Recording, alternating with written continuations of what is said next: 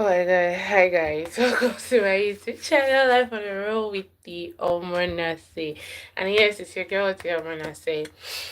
So I was just working on my table, decided to, you know, check if my friend had replied, and I was just, talking to her basically about family and loss. Yeah. So I was just telling her I really can't imagine the pain of losing, you know, as our parents with nuclear families, so siblings for me, I have sisters, so sisters and went to parents, then I went to spouse, and I became an emotional mess because I just could not imagine. I could not imagine losing your best friend, and oh god, I probably don't cry again, and it just made me realize really. And I'll say that the reason why I say saying I love you to everyone I love in my life. So sorry, let me put my glasses. I'm so used to seeing myself in glasses. Okay, so I started saying I love you to my loved ones because of the mere fact that I realized that you know over time, we lost a fine. We're family friends, but we're first neighbors before my parents found friendship in this particular person. So he used to come to our house, he used to go to his house so with his wife. I can't remember if he used to come with his children really. But I used to follow my parents to his house. So yeah. And he really, really liked me. So he used to carry me. I think I was probably 4, 5 then or so. So he used to carry me, the way you carry a child. Yeah. And then the last time I saw him was on a Friday. I think he came to our house. I'm not quite sure. Maybe we went to his house. I think okay, no, we went to his house. Then he walked us to the gate of our house while carrying me. Yes, I can remember. So we went to his house to greet him. He carried me, between me. I think it was wearing one damask. I think it was purple. Yeah, it was purple. I think. Oh, I didn't bring it here. I have the wine color of a damask. I also was wearing that. I think he just came back from an outing because when we got to his house, his wife and children were the ones at home, or maybe his children. I can't remember the other again. But then they said I think they said it was almost there, or I can't remember the whole other. So I don't know that he met us.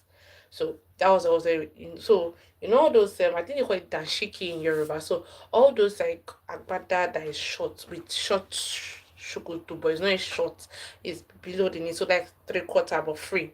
That was what I was wearing if I remember correctly. Oh my god. And then was the mere fact that really I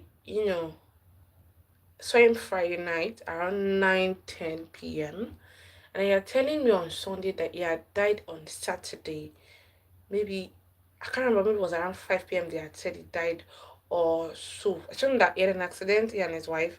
His wife was very very much injured. She's still in the hospital for I think 1.5 months, last 6 weeks. I think so. I'm not quite sure again. I know she's stayed in the hospital for quite a while and they didn't tell her on time that her husband was dead. But we knew on either Sunday or Monday. And I'm like, how do you tell me someone died less than 24 hours? Someone I had that carried me. Did you get like that thing has still not entirely left me, and it took me a while for me to get over it as a child. I would pass in front of it and I can remember at first I used to cry. And then over time I would just feel a very sharp pain in my eye, like, is this the way people really go?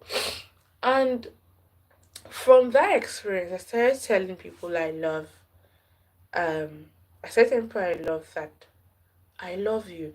I mean, at first, I didn't get I love you back from my parents and my siblings. Okay, I think my dad, I'm not quite sure if it was my dad or my first sister that first started saying, I love you too. But I think it was really my dad. I really think it was my dad. And my dad started saying, I love you too. Then my sisters, then my sister's cotton, then my mom. And one of my sisters, she doesn't reply every time, even though I know now she's saying she loves me. I can't when I did that, she was like, who told you? And she was smiling, and I really could tell, yeah, you probably are not used to expressing your feelings in that form because not everybody's going to be hello. Hello. You know, it's going to be so emotional. I mean, we're different persons. I'm an extrovert. I'm also very open with my feelings, but not everybody's going to be out there. Yeah, back to the point. Oh my god, I just digressed a whole lot. So as I was saying, oh my god, I'm getting emotional again. So I started, telling people I love you for my loved ones actually, and the rationale behind that is basically the fact that I might really, really see you today and not see you tomorrow. Nobody knows when death is going to come knocking. And so I'd rather tell you now that I love you than regret not telling you while you lived.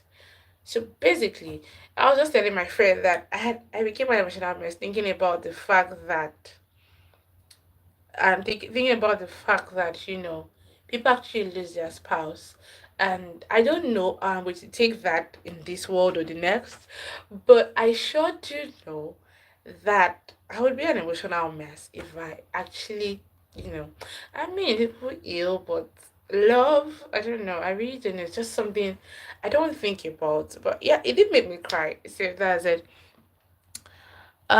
So that's pretty much that for today's live. I have to go now. I actually was working on my laptop before I, took a break to have a quick chat with my friend.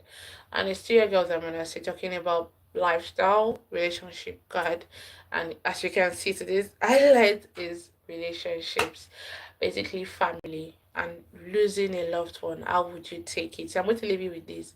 Have you ever imagined, losing a loved one, and did you also cry? How would you, how would you take it and stuff like that? So that's basically that. Thank you very much and have a wonderful evening. Bye.